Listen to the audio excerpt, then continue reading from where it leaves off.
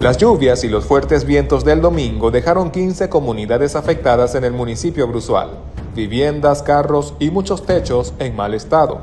El alcalde Carlos González aseguró que trabajan para limpiar y recuperar los espacios. Se afectaron 15 comunidades acá del municipio Bruzual, particularmente acá en el casco de Chivacoa. Igualmente fueron afectados lo que es el circuito zona industrial, circuito Chivacoa y el circuito Campo Elías. Estamos ya articulados con el gobernador, que ya nos va a hacer el aporte de materiales de construcción, y estamos priorizando las viviendas más afectadas, porque hay viviendas que se cayó un árbol y completamente tuvo una afectación total, y en eso estamos trabajando. Bueno, aquí estamos.